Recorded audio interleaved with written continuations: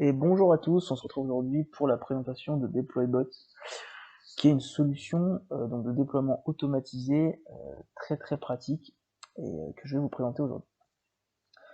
Donc rapidement pour mettre en place, enfin pour vous mettre dans le contexte, j'ai créé donc un compte DeployBot, j'ai installé, j'ai créé donc un compte sur Heroku et j'ai configuré un serveur pour déployer mon application. Heroku, c'est gratuit et c'est extrêmement simple à mettre en place. Et j'ai créé un repo GitHub classique avec un README, un JSON, un index.php et un index HTML. Un composeur JSON, pardon. Et je vais vous présenter rapidement l'interface et comment ça fonctionne. Donc l'interface, encore une fois, c'est un peu le défaut que je peux donner à DeployBot, c'est pas très user-friendly. Mais vous avez donc des paramètres, et la première chose que vous allez faire quand vous allez arriver sur DeployBot, ça va être relier DeployBot avec votre repo, GitHub, GitLab, ou avec d'autres solutions. Quand on va dans Repository, moi j'ai relié avec mon GitHub, donc qui est ici. J'ai fait la liaison. Et ensuite, vous pouvez définir plusieurs paramètres qui sont dans DeployBot en haut. Donc là, vous avez dans un premier temps, quand vous allez dans ces paramètres-là, vous avez un historique de tout ce qui s'est passé sur votre application, et vous pouvez aller définir les paramètres. Donc là, vous pouvez ajouter un serveur. Donc là, moi, j'ai ajouté le serveur Heroku que j'ai créé.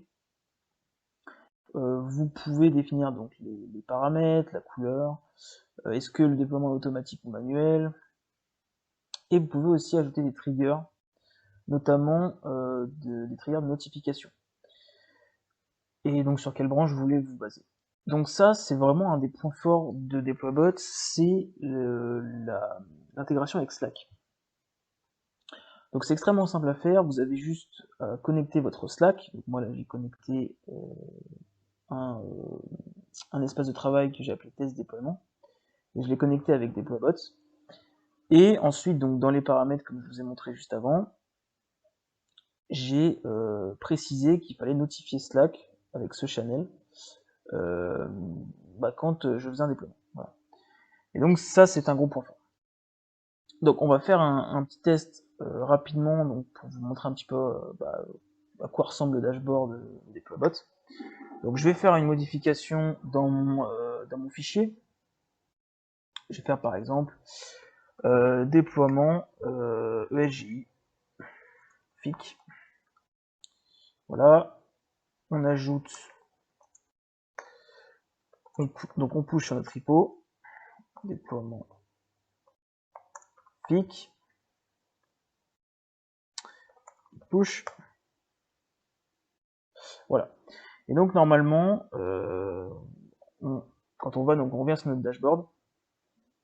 Donc on va revenir sur le dashboard, on va sur repo, on va revenir sur le dashboard. Voilà, et là on voit qu'on a le déploiement qui est en cours, on le voit ici, deploying, on va aller dessus.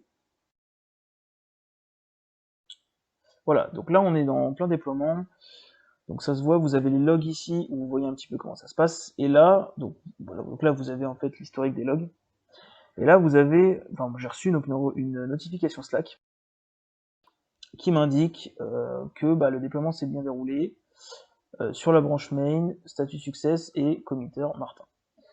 Voilà. Et si maintenant on revient sur notre application, qu'on actualise, voilà, on voit qu'on a bien déploiement et JFIG, donc que ça a bien été déployé. Voilà.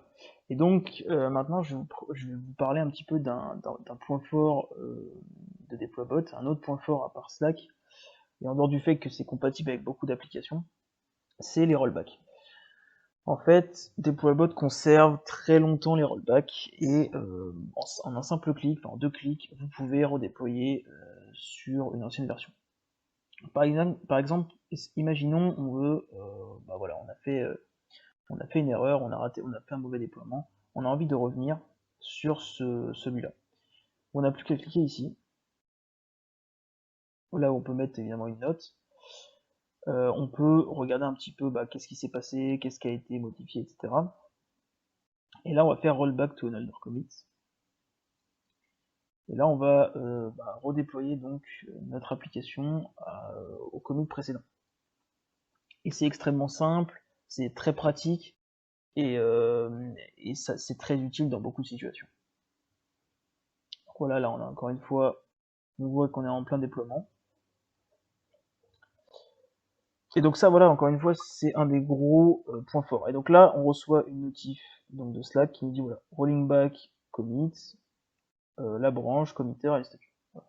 Et donc si on revient sur notre application, voilà, on est revenu à ce qu'on avait avant, c'est-à-dire déploiement Slack, qui était mon ancien commit.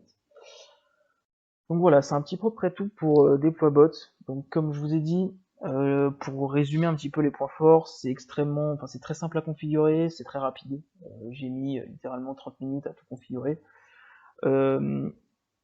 Il y a beaucoup de possibilités, je vous l'ai pas forcément montré, mais d'exécuter des scripts avant le déploiement, après le déploiement, c'est extrêmement bien fait.